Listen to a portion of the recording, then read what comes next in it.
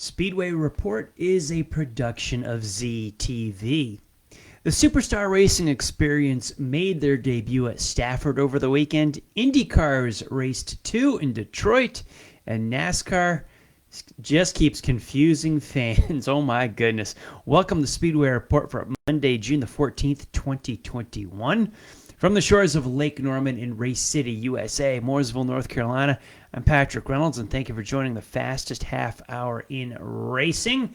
Have you subscribed to our YouTube channel yet? All these shows are uploaded right there.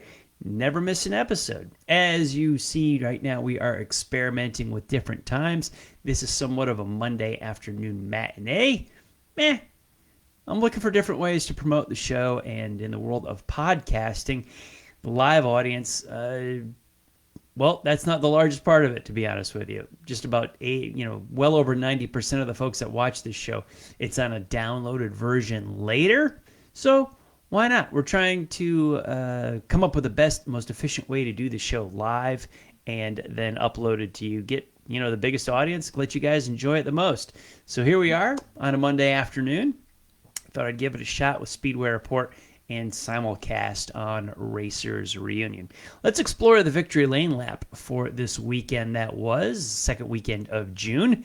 And NASCAR's National Touring Series, we're down to Fort Worth, Texas for All-Star Weekend. And last night's All-Star race for the Cup Series, $1 million won by Kyle Larson. Young Money cashes another big check. Xfinity race on Saturday was taken by Kyle Busch, his 99th career win in that series, and John Hunter Nemechek won the truck race earlier on Saturday afternoon. NASCAR's Wayland Modified Tour went to Oswego, New York, where big money Matt Hirschman was your winner. NASCAR's ARCA Series East made a stop in Kenly, North Carolina, close to me, and Sammy Smith was your winner on Saturday. IndyCar Series, well, they raced 2 on Saturday and Sunday at the Detroit Grand Prix at Belle Isle. Doubleheader race number 1 on Saturday was won by Marcus Ericsson, and race number 2 on Sunday was won by Pato O'Ward. IMSA Sports Cars ran as a support class to the IndyCar Series, and Renger Van de Zende and Kevin Magnussen brought Cadillac and Chip Ganassi Racing back into Victory Lane in the IMSA Series. Our straight liner friends, the NHRA, were up in New England for the New England Nationals in Epping, New Hampshire. Billy Torrance won Top Fuel. John Force was your funny car winner, and Pro Stock was taken by Aaron Stanfield. Knoxville, Iowa hosted the World of Outlaw Sprints, and Carson Macedo got out the broom, won the A-Main on Friday and Saturday. The small block modifieds at Grandview, Pennsylvania on Saturday night were won by Danny Book. And local to me at the Bowman Gray Stadium in Winston-Salem, North Carolina, Tim Brown and John Holloman split the Twin 25s. And big week for dirt late models as they raced the Dream from 2020 and 2021. Brandon Overton had a historic week. He won the title. He won 4 days. He won both preliminary nights, both championship nights. His total for 4 days, dirt late model racing, $273,000 in prize money. That is some fine short track racing there. Great promotion, great possibilities still available if you keep your eyes open and do the work. Where do we begin over the weekend? Pretty busy stuff. A lot of things caught my eye. This NASCAR All-Star race, well, it started, I knew the format was announced a long time ago, and I looked at the All-Star race format. Gosh, I haven't watched an All-Star race in a while, and I didn't watch it last night either. The format just blew my mind as far as confusion and gimmicks. I've never really cared for any race with planned stoppages, and the All-Star race has been segmented for such a long time, and they just went further down the rabbit hole. 6 segments, different laps, inverts. It's just, I don't like it. I didn't watch it, don't care.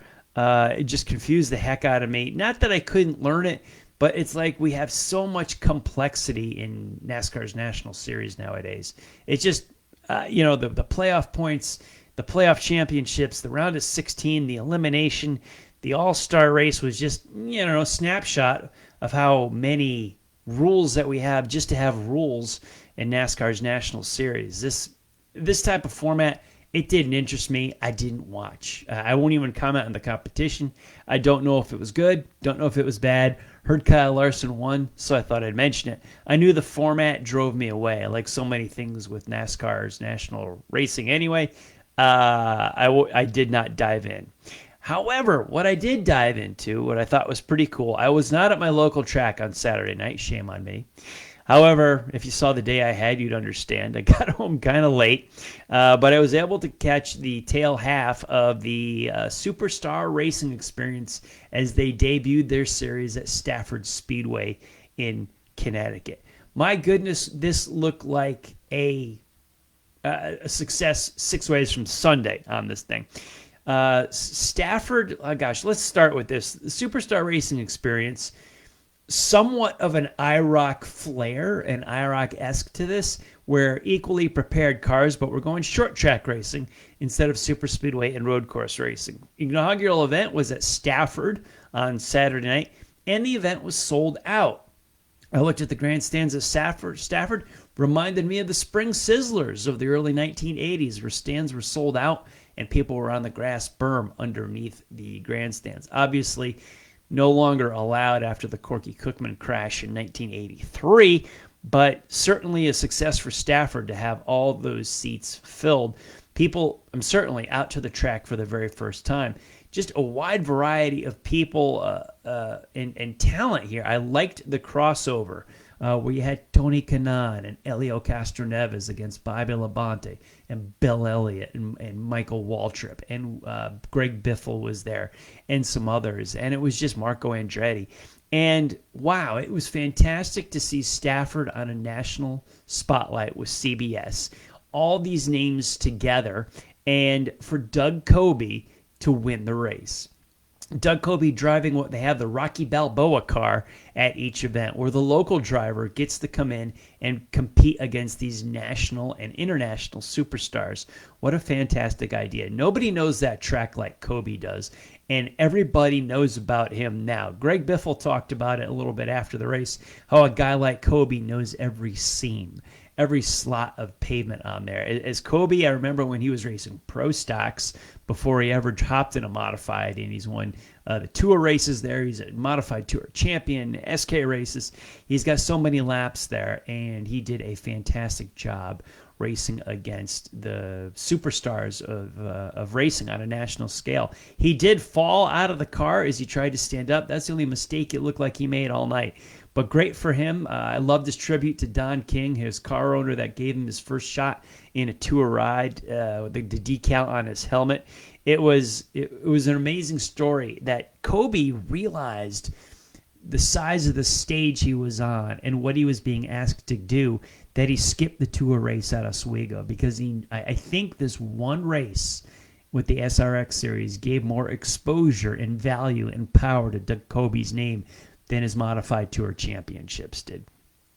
Missing the tour race at Oswego, I looked at the math this morning. He is still only 47 points out of the lead in the tour championship, and he's getting to get back at it at Riverhead this next weekend in New York. And SRX will be at Knoxville, Iowa this weekend on the dirt. I can't wait for guys like Marco Andretti and Tony Kanaan to race stock cars on dirt. Paul Tracy, too. And the SRX will be at short tracks throughout their tenure. That was week 1 in 6 consecutive Saturday nights that CBS will carry the series. And it is great that they are spotlighting local, regional short tracks. Now, you got Slinger and Fairground Speedway Nashville and Knoxville and a few others that are really well-known, nationally known short tracks throughout the United States. But what we hope it does is those sell-out tickets at Stafford drew people to that track for the very first time, in spite of the decades that Stafford's been running. And the idea is for them to come back. Hopefully, and I'll bet some of them from this past Saturday night will be at Stafford again this coming Friday night. We certainly want that to follow suit for all the short tracks that the SRX series is going to. This thing grabbed my attention. When it was being formed, we've heard about this for years. possibly a new series popping up, a challenge to NASCAR, some people sarcastically said. Optimistically said, too. And here we are with this division. I don't think they're looking to challenge NASCAR, but just be their own entity. Bring short track racing fun. Let's bring some stars back. Name power. Tony Stewart, for goodness sakes. Coming back to short track racing, coming back to their roots. Introducing guys like Paul Tracy to a stock car on a short track for the very first time. I think everybody that participated had a lot of fun, had a good time, and we brought the fun back in racing. Now, granted, we had 2 timed heats, a 100-lap feature. There was a competition caution in the middle of it. I'm not a fan of that. I'm a thumbs down for that. If there's a competition caution, or we don't need them. If the race plays out to be a little lame or boring, so be it. That's sports. I'm okay with that. Maybe we need to shorten the distance. Maybe the feature needs to be 50, especially if we're only having a dozen cars.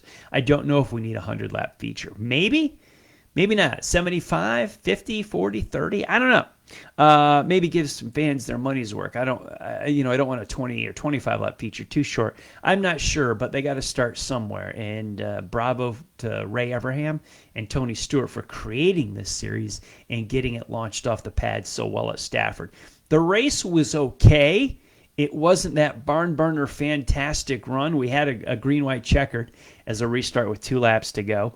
And Coby won by a close margin, but the race itself, Coby controlled it largely, led most of the way, did a fantastic job. The race itself, guys following each other, guys trying to hang on, some of them learning as Coby was the master and showed them a way around Stafford. This race, I think, did more for Coby's career and his exposure than anything he's ever done before. Hats off to the SRX series. I know they want to make it better and improve it, but they've got my attention. I don't know if I'll be home on Saturday nights to watch it, but I am sure interested on where they're going and what they're going to do. Now, we had a green-white checkered at the SRX to end it, and we had a red flag at the IndyCar race that set up a sprint to the checkered. What happened? Well, in race 1 on Saturday of the Detroit Grand Prix, there was a bad crash with Felix Rosenqvist. Definitely needed a red flag for the safety factor here. But with about 6 laps to go, Roman Grosjean crashed at the IndyCar race. And the time it was taken to clean up the crash, the IndyCar officials decided we're going to red flag the race so we finish under green. I'm okay with this. I don't think it's a gimmick.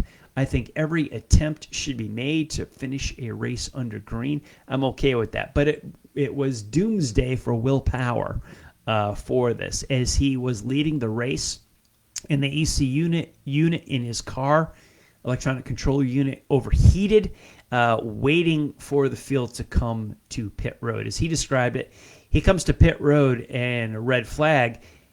He stops, but he's leading the race, so he's first, and IndyCar officials wait until all of the cars are stopped before any crew members can get to them. Will Power's car sat while the field lined up, and his ECU overheated. It wouldn't restart, and it is heartbreaking for him. That gave the win to Ericsson, more or less, but it just would not restart. And shame for him, but I think for the overall good of the series, yes, you do red flag the race. Yes, in the idea of fairness, nobody touches their cars or can do anything with them until all cars are on pit lane and stopped. Sorry about your luck, Will, but I think that's just the way the cookie crumbles. But I do agree with IndyCar officials stopping the race so the fans and competitors can have a green flag finish. Mark me down for it. Might be unpopular with a lot of IndyCar faithful, but I'm in favor of a red flag in that case. Brilliant drive on Sunday in race number 2 with Pato O'Ward. 16th on a street circuit that he started in to win. Who does that? Who comes from 16th on a street circuit to win? And he drove masterfully over the last part, passing Colton Herta and passing Joseph Newgarden, even rubbing fenders with him. Tires rubbed the side pod of Newgarden's car. I know it's not a fender, but these two were trading paint at the end there, and it was something O'Ward pulled out to about 5-second lead by the finish of the race. Brilliant drive by O'Ward. Definitely, with a name like Pato O'Ward, actually a native of Mexico. You wouldn't have guessed that, as you think he'd straight off the boat from Ireland, but he's not. Fantastic drive that he had yesterday. Another thing that caught my eye. Now, I was looking at car counts, and 77 cars were at the finale for the Dream on Saturday night. This race used to get over 200 cars, much like the World. I don't know how to bring that back. I don't know if that's ever going to change or come back, but the World 100 in September always drew more cars because it did not pull guys away from their local tracks. It was after Labor Day, which is when many weekly tracks stop running on a weekly basis and have fall specials. The Dream, right in the middle of the season, a little bit tougher to get to. But 77 cars, a high quality field, but the numbers were down, and it certainly catches my eye. Post-COVID, I'll believe anything. So many events, live events, and just general life as it gets restarted in 2021 after 2020. It's tough to have things pick up back where they were in 2019 in all facets of our life. Now, the ARCA East Tour was in Kenly, North Carolina. 16 cars started the 200-lap feature, and there were at least 4 start and park cars for that. East Series, ARCA National Series, we see the direction they're going under NASCAR's guiding hand. The graveyard, like so many other short track series have gone before them. So I'm thinking of our Racer of the Week. What do we do here as I honor Dave Despain and Motorweek Illustrated? Well, Pato O'Ward caught my attention. Doug Coby caught my attention. But I think, and I know, Racer of the Week, what really popped higher than anybody else that week that Brandon Overton had, sweeping the Dream, 2 preliminary nights, 2 big races against that high-quality field of 77 cars. $273,000 in 4 days. Brandon Overton is the Speedway Report Racer of the Week. In between our broadcasts, keep up on the world of racing with SpeedwayReport.com. This show and all of our past ones are uploaded to the site. We've also got some racing articles to read. The live show, I'm playing with a new format of this, as I talked about last week and the week before, is I'm just searching to improve the show and try to engage the audience more. So looking for a better recording time of when it goes live and then upload it. So, you know, in the world of podcasting, has changed so much since we started this show 11 years ago of how people take in a show. So, you know, the live version of it, I'm not really sure, but we're playing with it now, and as we do this on Monday afternoon. Our social media, hit us up on Facebook, on the Racers Reunion Facebook page, or Speedway Report with Patrick Reynolds. On Twitter, I'm at Speedway Report and at Speedway Pat, and you also catch our shows in the RacersReunion.com forum. Please check us out on our YouTube channel as well. I want to thank all of the military, past and present, for the freedoms we enjoy as Americans in our daily life, including the simple things like bench racing right here on Mondays. Freedom is not free, and a veteran paid that bill for us. To all of the men and women who are defending freedom and watching Speedway Report, please take care of yourselves and come home soon. A special salute to teachers, school staff, firefighters, police officers, and paramedics in our own communities. They are quiet and modest heroes every single day. God bless and thank you. You've been watching Speedway Report from the shores of Lake Norman in Race City, USA, Mooresville, North Carolina. Like our Facebook page, Speedway Report with Patrick Reynolds, and follow me on Twitter. I'm at Speedway Pat. Now, every Monday on Facebook at 8 p.m. Eastern Time, Drag Racing List is there. Bill Pratt and John Bockelman will always guide you through the straight liners. Now, I'll be back live here on Facebook as we play with our format, or we'll be uploading shows periodically and checking out to see if there will be a consistent live start time or if we're going to mess around with it a little bit. This is part of me checking it out. You can always download our shows anytime right here on Facebook or go to SpeedwayReport.com. In the meantime, you take care of yourselves, take care of each other. We'll talk to you soon.